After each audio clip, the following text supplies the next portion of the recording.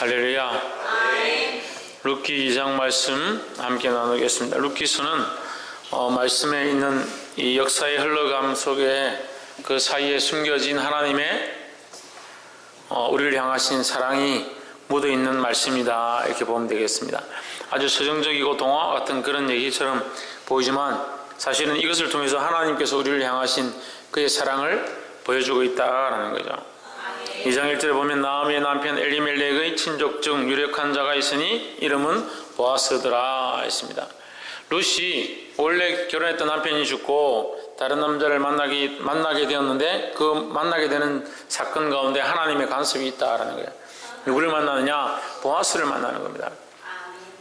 룻이 이방 여인이었고 버림받아질 수밖에 없는 하나님의 택한 백성이 아닌 그런 자격이 안 되는 자리에서 하나님의 은혜로 보아스라는 유력한 자, 재력이 뛰어나고 돈이 많은 자, 재산이 있는 자, 그 친족 중에서 가장 가까운, 그러니까 대개 결혼이라고 그랬죠. 그 형이 죽으면 동생이 결혼하고 그 동생이 죽으면 그 밑에 동생이 결혼하고 이런 식으로 하는 것을 대개 결혼이라 하는데 계대 결혼이 하는데 그 남자들이 다 죽었으니까 그 엘리멜렉의 친족 중에 가장 가까운 사람이 누구냐? 이제 보아스가 되는 거죠. 보아스가 만일 이 나오미 집안에 그 룻이라는 여인을 취하려고 한다면 어떤 몇 가지 규약만 지키면 충분히 이제 결혼할 가능성까지 있는 그런 사람이다 하는 거예요. 그런데 이제 이 말씀이 우리가 이방인이었고 우리가 하나님 앞에 올 수 없는 버림받은 족속 가운데 살고 있었지만 하나님의 은혜로 그런 죄인의 자리에 살고 있었지만 하나님의 은혜로 그리스도를 만남으로 우리가 어느 반열에 하나님의 백성의 반열에 들어갔다라는 거죠. 이것이 이 그림을 통해서 이 얘기들을 통해서 우리에게 그런 은혜를 가르치고 있다라는 거예요. 보아스라는 사람이 있었는데 2절에 모압 여인 룻이 나오미에게 이르되, 여기 계속 모압 여인이라 하는 겁니다. 그러니까 이방 여인임을 이제 강조하는 거죠. 이 여인은 여기에 복받을 만한 자격도 없고 이스라엘 땅에 들어올 수도 없고 심지어는 모압 사람들은 다 죽여라 했으니까 여기 모압 여인이 있는 것이 쉽지 않은 일인데도 룻은 무엇을 선택했느냐? 어머니의 하나님이 나의 하나님이 되고 어머니의 백성이 나의 백성이 되길 원합니다, 이렇게 하면서 따라온 거예요. 그러니까 모든 수모와 죽음까지도 각오하고 왔다는 거예요. 우리가 예수를 믿기로 결심했으면 죽음까지 각오해야 된다는 거예요. 옆에 사람 보시죠. 믿으려면 목숨까지 각오하고 믿읍시다. 모압 여인 룻이 나오미에게 이르되, 원하건대 내가 밭으로 가서 내가 누구에게 은혜를 입으면 그를 따라서 이삭을 죽겠나이다 하니, 나오미가 그에게 이르되 내 따라 갈지어다 하매, 이때 당시에 이제 가난한 사람들은 이삭을 주어서 그걸 모아가지고 밥을 한 끼 해가지고 저녁에 먹고 이렇게 했습니다. 근데 이 이삭 줍는 것은 모세 오경에 나오고 그 계명 중에 있죠. 가난한 자들 위하여 곡식을 줍지 마라, 떨어지는 곡식들을 내버려 둬라 했죠. 그래서 이것이 이제 우리가 유럽의 전체 복음이 전해지고 많은 사람들이 이것을 알게 되므로 이삭을 줍지 않는 거죠. 그러니까 가난한 사람들에서 놔두는 겁니다. 그래서 밀레의 이삭 줍기에 나오는 그 이삭 줍는 사람들은 돈이 많고 부유한데 곡식을 더 줍는 것이 아니라 아주 가난하고 비참한 상황 가운데 있는 사람들의 모습이다라는 거야. 그래서 그 밀레의 그림들을 보면 좀 뭔가 슬퍼요. 여러분 그림에 대한 걸 잘 모르시는 분들은 제가 참고로 말씀드리면 밀레의 그림을 이렇게 보면 슬퍼요. 이삭 줍는 여인들도 굉장히 뒷모습이 슬퍼 보입니다. 또 밀레의 만종, 이제 해질 무렵에 해가 넘어가는데 종이 치니까 그 이삭 줍던 사람들이 기도를 하죠. 기도를 하는 장면이 나오는데 그것이 이제 실제적으로는 너무 가난해서 그 자기 자식이 죽었기 때문에 그 자식을 그 밭에다 묻어놓고 그 묻은 아이를 위해서 이제 기도하는 그 장면이다. 가난해서 굶어 죽었다. 이제 그런 뒷얘기가 있습니다. 그만큼 좀 가난한 사람들이 이삭 줍는데 일을 한다는 거예요. 그 이삭 줍는 일을 하는 것은 정말 가난하고 먹을 게 없는 사람들의 모습이라는 거예요. 그 여인이 나오미가 먹을 것도 없고 돌아왔는데 빈손으로 돌아왔고 여기는 아무도 자기에게 도와줄 사람이 없으니까 나오미가 굶어 죽어야 되는데 누가 있느냐? 며느리 룻이 있는 거죠. 룻이 그냥 집에 게을리 앉아있지 않고 나가서 이삭을 죽겠다는 게 정말 착하죠. 이삭을 죽으러 나간 거예요. 3절에 룻이 가서 베는 자를 따라 밭에서 이삭을 줍는데 우연히 엘리멜렉의 친종 보아스에게 속한 밭에 이르렀더라 했습니다. 여기에 단어가 우리가 전에도 제가 이 말씀을 몇 번 했는데 우연이라는 단어가 나오죠. 우연이라는 단어가 있고 4절을 한번 보십시오. 마침 보아스가 베들레헴에서부터 와서 베는 자들에게 이르되 했습니다. 보십시오. 그림으로 보면 이 모압에서 어떤 한 여인이 남자를 만나가지고 그 남자가 죽고 그 시어머니를 따라서 당신의 하나님 내가 섬기겠습니다 하면서 멀리 따라와가지고 이 베들레헴까지 들어왔습니다. 들어왔는데 어머니가 배가 고프니까 내가 이삭을 주러 가겠습니다. 또 이삭을 주러 갔습니다. 멀리 모압에서 여기까지 와가지고 베들레헴에서 또 어떤 밭에 가서 이삭을 줍다가 가다 보니까 보아스의 밭에 이르렀습니다. 보아스도 멀리 가서 여행을 갔다가 돌아다니다가 어떻게 해가지고 마침 그날 이삭 줍고 있는 그 룻이 이삭 줍는 그 자리에 보아스가 여행 갔다 돌아와서 베들레헴에 딱 왔는데 그 밭에서 마주치는 거예요. 이게 사람의 시각으로 보면 그냥 우연한 것처럼 보이고 3절에서는 우연한 것처럼 보이는 사람 눈에는 4절에서는 뭡니까? 때마침 온 것처럼 보이는 거죠.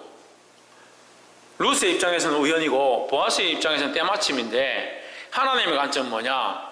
하나님의 관점은 역사다라는 거예요.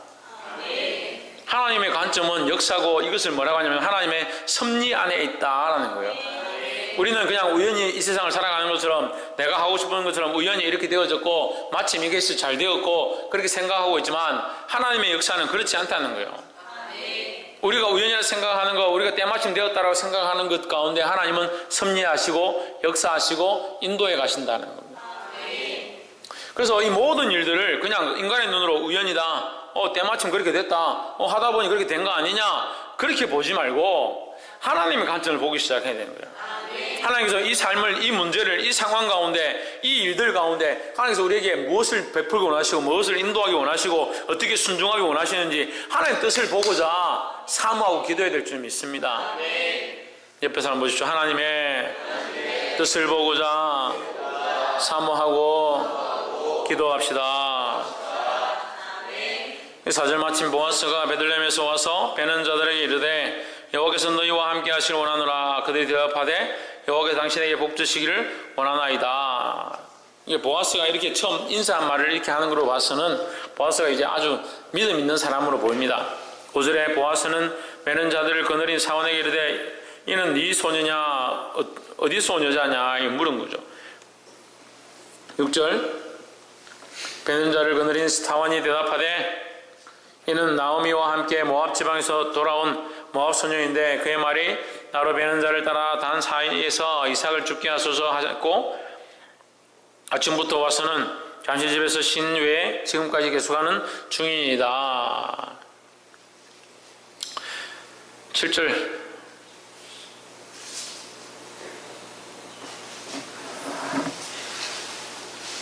아침부터 와서 쉬지 않고 계속 베는 중이었다라는 거예요. 이 소녀가 그만큼 열심을 내고 부모를 공양하기 위해서 자기 친부모도 아닌데 그만큼 이제 정성을 다했다는 거죠. 10절에 룻이 땅에 엎드려 절하며 그에게 이르되 나는 이방 여인이오늘 당신이 어찌하여 내게 은혜를 베푸시며 나를 돌아보시나이까. 그렇게 했다 하니까 이제 보아스가 그러면 그 여인에게 좀 좋게 대접해줘라. 함께 그 룻에게 이 소년들과 함께 있고 목이 마르거든 저기 가서 물 좀 달라 하고 우리를 떠나지 마라 이렇게 하니까 왜 나에게 이렇게 잘 해주십니까? 은혜를 베푸십니까? 이렇게 물은 거예요. 11절에 보아스가 얘기합니다. 보아스가 그에게 대답하여 가로되 내 남편이 죽은으로 네가 신모에게 행한 모든 것과 내 부모의 고국을 떠나 전에 알지 못하던 백성에게로 온 일이 내게 분명히 들렸느니라. 네가 알지 못하던 백성에게 왔다. 이제 떠나서 왔다. 어디를 떠났느냐? 그 세상을 떠나고 이방을 떠나고 세상의 그 죄악의 길들을 떠나고 이제 누구에게로 왔느냐? 그리스도에게로 왔다는 거죠. 그래서 뭐가 되냐? 하나님의 백성이 됐다는 거죠. 12절에 여호와께서 내 행한 일을 보응하시길 원하며 이스라엘의 하나님께서 그 날개 아래 보호를 받으러 온 내게 온전한 상 주시기를 원하노라 했습니다. 이 보아스의 이 고백이 멋지죠. 보아스는 뭐라고 합니까? 여호와께서 그의 날개 아래 보호를 받으러 온 너에게라고 하는 거예요. 누구나 그러면 누구나 이방 사람이든 죄인이든 죽을 수밖에 없는 자든 하나님의 날개 아래 보호를 받으러 오면 보호와 은혜를 받을 수 있다는 거죠. 그러니까 하나님 앞에 그리스도 예수 앞에 구별함이 없다는 거예요. 누구는 올 수 있고 누구는 올 수 없고 그런 게 아니라 교회 문은 항상 열려 있어야 된다는 거예요. 그러니까 하나님 앞에 누구나 오는 자들마다 하나님의 은혜를 받고 그 상을 받는 줄 믿습니다. 그 날개 아래 보호를 받으러 내게 온전한 상 주시기를 원하노라 했습니다. 할렐루야. 이게 바른 분별력이죠. 바른 신앙의 고백이죠. 우리가 배워야 될 신앙의 고백이다라는 거예요. 그래서 우리가 우리 삶으로 우리 스스로 우리 삶이 우리의 것이라 생각하는 사람들은 차별을 많이 합니다. 차별을. 나하고 친하고 가깝고 나에게 잘해주는 사람에게는 잘해주고 그렇지 못한 사람에게는 냉정하게 차갑게 한다는 거예요. 왜 그렇게 할까요? 왜 그렇게 할까요? 자기 기준에 있으니까. 자기 기준에. 자기하고 관계되는 사람들한테는 잘해주고 그렇지 않은 사람들한테는 냉정하게 하는 거예요. 보게 되기를 소망합니다. 하나님의 마음을 가지고 누구나 다 사랑할 수 있는 자들이 되기를 소망합니다. 그렇게 하고 이제 헤어졌는데 16절에 또 그를 위하여 줌에서 조금씩 뽑아 버려서 그를 죽게 하고 꾸짖지 말라 하니라 했습니다. 보아스가 계속 선대하는 거예요. 이 여인에게 계속 잘해주는 거죠. 20절 나오미가 자부에게 이르되 여호와의 복이 그에게 있기를 원하노라. 그가 생존한 자와 사망한 자에게 은혜 베풀기를 그치지 아니하도다. 나오미가 또 그에게 이르되 그 사람은 우리의 근족이니 우리 기업을 물을 자 중 하나이다 했습니다. 여기 나오미가 이제 룻이 가가지고 이제 배를 많이 들고 떡도 들고 막 오니까 너 이거 어디서 다 났느냐? 너 이삭 주러 가라 했더니 뭘 이렇게 많이 들고 왔느냐? 뭘 볕단을 훔친 거냐? 떡은 어디서 났느냐? 막 이렇게 물은 거예요. 그러니까 이제 그 얘기를 한 거죠. 19절에 보면 보아스가 내게 은혜를 베풀었습니다 했습니다. 내게 은혜를 베풀고 내게 이렇게 선대했습니다. 이렇게 설명해 준 거예요. 20절 나오미가 자보에게 이르되 여호와께서 그에게 복 주시기 원한다. 복 주시기 원하는데 그에게 왜 복 주기를 원하냐? 그가 죽은 자와 살아있는 자에게 다 은혜 베풀기를 그치지 않았다라는 거예요. 우리가 이 모습을 본받아야 하는 거예요. 누구 차별을 하고 어떤 사람에게는 잘해주고 어떤 사람에게는 잘해주지 않고 그게 아니라 누구에게나 사랑을 베풀어야 된다는 거예요. 이것은 누구의 모습입니까? 예수 그리스도의 모습입니다. 할렐루야. 그래서 우리가 룻기서를 통해서 예수 그리스도의 모습을 보는 겁니다. 누구를 통해서? 보아스를 통해서 예수 그리스도의 모습을 보고 죄인된 우리의 모습을 봅니다. 누구를 통해서? 룻을 통해서. 우리는 룻과 같이 이방인이었고 죄인이었고 하나님 전에 올 수 없는 연약한 자였는데 하나님 은혜로 하나님 앞에 왔다는 거예요. 거기에 우리를 인도하는 자가 있습니다. 누구냐? 이게 보아스라는 거예요. 이 보아스가 예수 그리스도의 모양을 가지고 지금 오늘 이 말씀에 비춰지고 있습니다. 우리는 이방 여인이었다. 룻이 이방 여인이었죠. 이방 여인으로서 하나님의 이 반열에 들 수 없는, 하나님의 족보에 들 수 없는, 계보에 들 수 없는 여인인데 그가 아무리 날고 기고 뭐 이삭을 뭐 많이 주어가 열심히 주고 밤새도록 주어서 몇만 톤을 걷어가지고 뭐 집에 창고가 터져나가게 부자가 된다 하더라도 근본 이스라엘 백성이 될 수는 없습니다. 마찬가지로 우리가 이 세상에서 아무리 착하게 살고 열심히 공부하고 세상에 빛나는 이름을 드러낸다 하더라도 그것으로 말미암아 하나님의 백성이 되는 건 아니에요. 길은 하나밖에 없어요. 보아스와 결혼하는 거죠. 그래서 룻이 누구와 결혼하게 되느냐? 나중에 미리 다 결론을 얘기하니까 재미가 없나? 보아스와 결혼을 하게 됩니다. 보아스와 결혼함으로 그의 족보가 바뀌어버리는 거죠. 그의 혈통이 바뀌어버리는 거죠. 이방인의 혈통에서 하나님의 백성의 혈통으로 바뀌어버리는 거예요. 우리가 이방인이다가 죄인이다가 죽을 수밖에 없었다가 예수 그리스도를 믿음으로 예수 그리스도와 연합되어짐으로 예수 그리스도 안에 포도나무의 가지처럼 잘 뿌리를 내리고 연합되어짐으로 연결되어짐으로 우리의 혈통이 바뀌게 되는 거예요. 아멘. 할렐루야. 아멘. 말씀을 맺겠습니다. 오늘 우리 세 가지의 말씀을 이 룻기서 2장을 통해서 나눴는데 2장 3절과 4절에서 보았듯이 우연은 없다 했습니다. 우연과 마침이라는 것은 인간적인 시각들이고 우리는 어떠한 관점을 봐야 된다. 하나님의 섭리와 뜻을 보아야 된다. 그리고 11절과 12절에 우리가 또 보았는데 이 보아스가 이 나오미의 룻의 신앙을 보고 그를 이제 칭찬한 거예요. 12절에 보면 여호와께서 내 간인을 보응하시기를 원한다 이렇게 했습니다. 이게 뭡니까? 이게 온전한 분별력이라는 거예요. 우리가 사람의 외모를 취하는 것이 아니라 했습니다. 사람의 어떠함을 취하는 것이 아니라 했습니다. 사람의 어떠함을 취하면 모함여인이고 아무것도 아니고 보잘것도 없고 외모로 봤어도 분명히 뭐 제대로 꾸미지도 않았고 먼 여행을 갔다 와가지고 제대로 먹지도 못했는데 볼 게 뭐 있겠습니까? 외모를 취하는 것이 아니라 그의 신앙 고백, 하나님께로 돌아온 그 모습을 보는 거죠. 우리는 사람을 볼 때 그 모습을 보는 게 아니라 영적으로 보고 한 영혼으로 바라보아야 된다는 거예요. 그래서 바른 분별력들을 가져야 된다는 거예요. 마지막 세 번째 뭐라고 했습니까? 20절에서 나오미가 자복에게 이르되 여호와의 복이 그에게 있기를 원하노라. 그가 생존한 자와 사망한 자에게 은혜 베풀기를 그치지 아니하도다 했습니다. 이게 뭐냐면요, 이게 보아스가 행한 행위인데 우리가 본받아야 될 게 뭐냐면 모든 사람에게 선행을 베풀었다는 거예요. 그러니까 여기서 죽은 자라 했는데 우리 죽은 자라 하면 우리가 좀 이 거리감이 있으니까 보이지 않는 자, 보이는 자에게도 은혜를 베풀고 보이지 않는 자에게도 은혜를 베푼다. 우리가 사랑하는데 보이는 자에게만 사랑하는 게 아니고 나에게 잘해주는 사람만 사랑하는 게 아니라 보이든 보이지 않든 누구에게나 사랑하고 선행을 행하기를 쉬지 말아야 된다는 거예요. 누구의 이름으로?